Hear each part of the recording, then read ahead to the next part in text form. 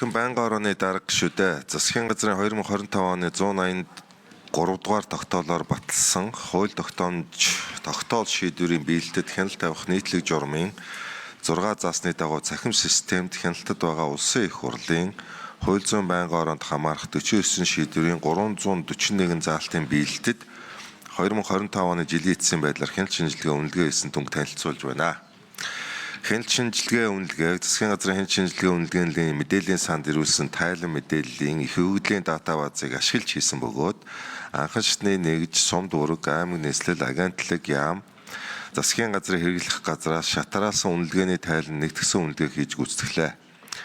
Энэ үйл явцад яам агентлаг орон нутгийн төлөөллийг оролцуулснаас гадна Канадын Merit төсөл, UNICEF, удирдлагын академийн зөвлөхүүдийн арга зүйн дэмжлэг зөвлөмж саналыг тусган ажилласан анх удаа бүх шатны оролцоог хангасан арга хэмжээ боллоо.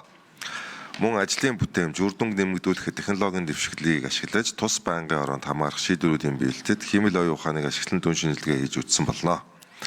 2025 оны жилийн эцсийн байдлаар тус байнгын орооны 49 шийдвэрийн 341 заалтыг яам агентлаг, аймаг нийслэлд хэрэгжүүлж ажилласан бөгөөд биелэлтийн дундаж 82.7% байна. Нийт 210 заалт хэрэгжсэн, 78 заалт хэрэгжих шатанд 18 заалт хэрэгжээгүй, 15 заалт хугацаа болоогүй, 20 заалт хэрэгжих боломжгүй гэж үнэлэгдсэн байна. 2025 оны жилийн эцсийн хяналт шинжилгээ үнэлгээний дүнд үндэслэн бүрэн хэрэгжсэн бодит шалтгааны улмаас хэрэгжих боломжгүй болсон, цаг хугацааны явж ач холбогдолгүй болсон тухайн асуудлаар дахин шийдвэр гарсан. Тухайн шийдвэр хүчингүй болсон зэрэг шалтгаанаар 210 заалтыг засгийн газрын хяналт шинжилгээ үнэлгээний мэдээллийн сангийн хяналтаас хасах үндсэлтэй гэж үзэж байнгын орооны хуралдаанд танилцуулж байна. Тайлан тоонд хэрэгжээгүй шийдвэрүүд нь төрийн байгууллагуудын удирдлага зохион байгуулалт хангалтгүйгээс шалтгаалсан гэж дүгнэгдэж байна. Тухайлбал төрийн байгууллагуудын төвшөнд хариуцлагын тогтолцоо хангалттай бүрдэж чадаагүй, салбар хоорондын ажлын уялдаас сул, олон удаагийн бүтцийн өөрчлөлт хийгддэг, төсөв хөрөнгө зохицуулалт оруулалтын эрэм дараал хангалтгүй, бодлогын болон хүний нөөцийн тогтворгүй байдал зэрэг нь хууль тогтоомжийн биелэлтэнд сөргөөр нөлөөлж байна. Иймд Монгол Улсын хууль тогтоомж, тогтоол шийдвэрийн биелэлтийн 2025 оны жилийн эцсийн тайланг засгийн газрын хуралдаанаар хэлэлцүүлсэнтэй холбоотойгоор засгийн газрын гишүүн, засгийн газрын агентлагийн дарга, аймаг нийслэлийн засаг дарга нарт дараах арга хэмжээ авахыг даалгасан. Үүнд хууль тогтоомж, тогтоол шийдвэрийн биелэлтийг эрчимжүүлж, салбар хоорондын уялдааг ханган бодистой үр дүнтэй хэрэгжүүлэх. Салбарын хэмжээнд хэрэгжүүлж байгаа хууль тогтоомж, тогтоол шийдвэрийн хэрэгжтэд дүгнэлт өгч иргэдийн ахуй амьдрал болон салбар хөгжлийн үзүүлэлтэнд хэрхэн нөлөөлж буйг үнэлт тооцож ажиллах.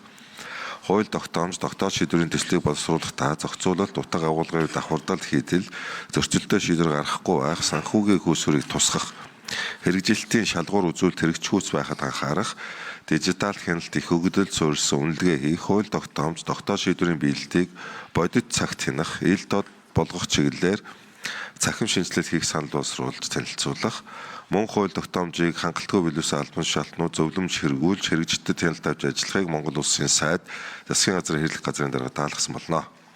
Цаашид Монгол Улсын төрөөс засгийн газрын үйл ажиллагааны чиглэл бүтцийн ерөнхий тогтолцооны өөрчлөлт шинжилтийн талаар баримтлах бодлогыг эргэн харах, шинчлэх, сайжруулах хүнслэл бий болсныг харуулж байгааг дурдхан зүйтэй. Хууль тогтоомжийн биелэлтэй холбоотойгоор улсын их хурлын түвшинд анхаарах дараах асуудлууд байна. 1. Улсын их хурлаас удирдлагын томилогддог, сонгогддог байгууллагуудад үүрэг даалгавар болгосон шийдвэрийн хэрэгжилтийг хангах, биелэлтийг тайлагнах үйл ажиллагаа гүйцэтгэлийн байгууллагуудын түвшинд уялдуулах, нэгдсэн байдлаар тайлагнах боломжийг бүрдүүлэх. 2. Улсын их хурлд гарч байгаа шийдвэрийн талаар нэгдсэн бүртгэлийн систем үүсгэж засгийн газрын хяналт шинжилгээ үнэлгээний мэдээллийн сантаа уялдуулах. Гарч байгаа шийдвэрийг шуурхаа дамжуулах, хяналтад авах, улсын их хурлын байнгын ороо, улсын их хурлын гишүүдийн төвшөнд шийдвэрийн хэрэгжилтийн явцыг цахим систем ашиглан улирал тутам танилцах боломжтой болох.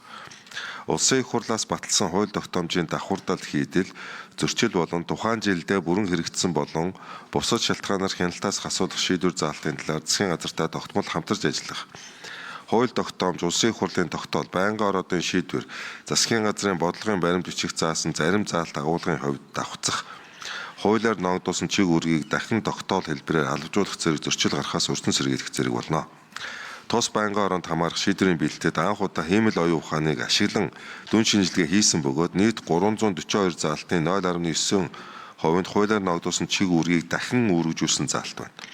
2.6-аас 39.8% нь тогтоолын хэрэгжилтийг давтан баталгаажуулсан заалт байна. 6.1% нь бодлогын баримт бичигтээ агуулгын огтлцолтой заалт тус эзэлж байна. Цаашид улсын их хурлын холбогдох бүтцийн нэгжтэй хамтран хэмэл оюун ухааныг ашиглан дүн шинжилгээ их ажлыг боловсронгуй болгох, улсын их хурлаар гарч байгаа шийдвэрийн биелэл дүр нөлөө хяналтыг сайжруулахаар зорж ажиллаж байна. Улсын их хурлын хууль зүйн байнгын хороонд хамаарах хууль тогтоолын биелэлтийн 2025 оны жилийн эцсийн хяналт шинжилгээ үнэлгээний мэдээллийг авсгасан болно. Баярлалаа.